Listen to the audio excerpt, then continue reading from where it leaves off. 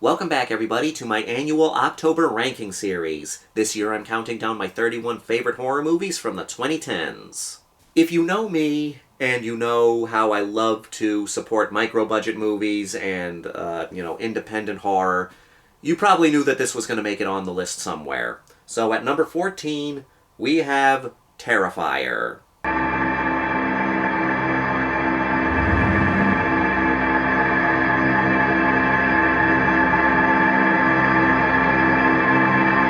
You knew Art the Clown was going to make it on this list somewhere. I love the Terrifier series. I love the first Terrifier, the second Terrifier, the third Terrifier. At this point in time, the third Terrifier is my favorite of the series. But I have a lot of respect for the first Terrifier from 2016. Art the Clown has become an icon in the horror genre, and I am always here for Art the Clown. Now, the reason this doesn't quite make the top 10 or higher on the list is because there are moments in this movie where characters are making dumb decisions that take things down a little bit for me. But I still love the movie, because Terrifier is mostly a proof of concept to showcase this character, Art the Clown. And I love to support micro-budget horror movies. You know me, I have a whole series called Trash Reviews where I review a lot of micro-budget horror movies or lower-budget horror movies that a lot of people consider trash due to their content, the grittiness, and some of the subject matter. Terrifier I don't think would make it in a trash review. I would probably just do a straight review for it. But it is, it has earned a cult following, and there's a reason for that. I love when an independent micro-budget movie gets so much recognition. And that's one of the reasons why it made it on the list, just because it kind of represents what I love, seeing micro-budget independent movies get so much recognition.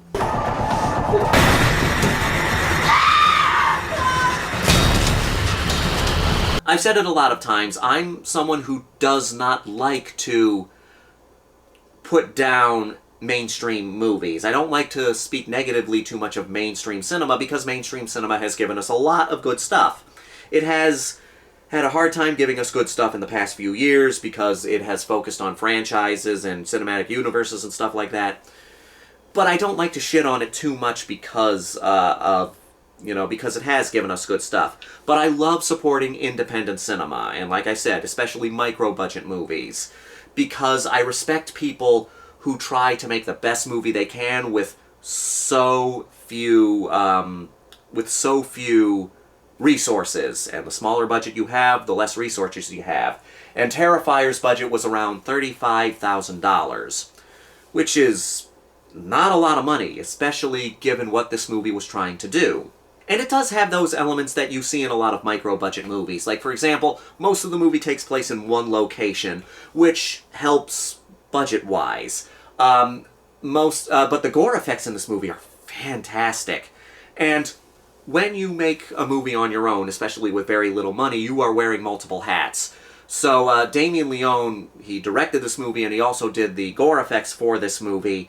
And I'm sure he did more stuff as well, but yeah, it just showcases, like, all the things you have to do when making your own movie.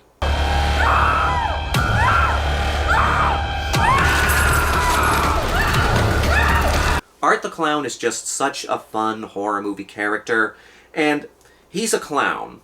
And one of the things with me and clowns in horror movies is I want my clowns to act like clowns, which is one of the reasons why I'm not a big fan of Pennywise. I do like Pennywise, just nowhere near as much as anyone else. So yes, just being honest, It Chapter 1 is not on this list. You're not going to see Pennywise on this list, because I'm not as big into the It movies as everyone else. I liked it when it first came out, but the more I watched it, the less I liked it.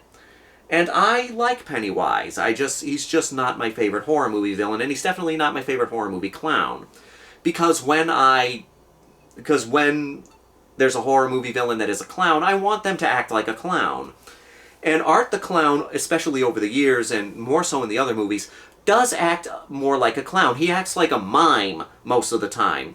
But he does do clown-esque things. You know, he acts like a mime. He makes goofy faces. He does more clown-esque stuff in the sequels, I think, which is one of the reasons why I love him as a horror movie clown. He rides around on a little tricycle and stuff like that. I love the idea. I love Art the Clown because he acts like an evil mime. And a mime is a clown, but yeah, that's what I want. You know, it's like I want the character to act like what they're portraying as.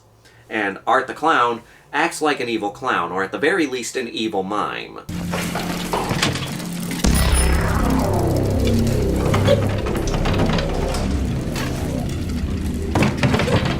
He's just such a sadistic character, and you can't help to be drawn to him because of that. Now, I know there are a lot of people who are not fans of the Terrifier movies because they go a bit too far for them, and I completely understand that. Everyone has their limits. I am a Terrifier fan, but I am not one of those Terrifier fans that tries to shove Terrifier down other people's throats and say, you have to like Terrifier, you have to watch the Terrifier movies. If you're a horror fan, you have to like the Terrifier movies. I'm not one of those people.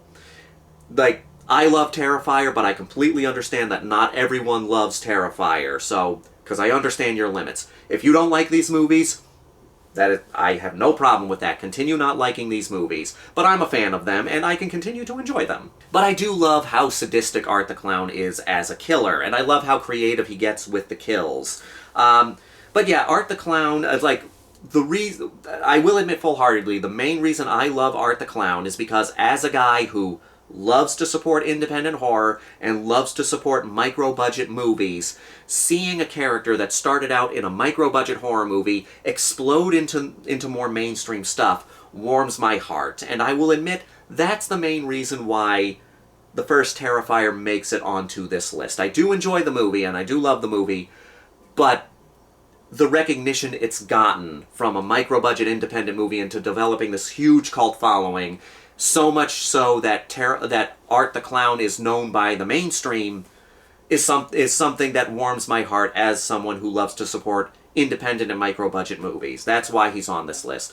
But yeah, Terrifier, can't really recommend it to everybody. I can only recommend it to Terrifier fans. Yeah, Terrifier, one of the best micro-budget horror movies that is not for everybody.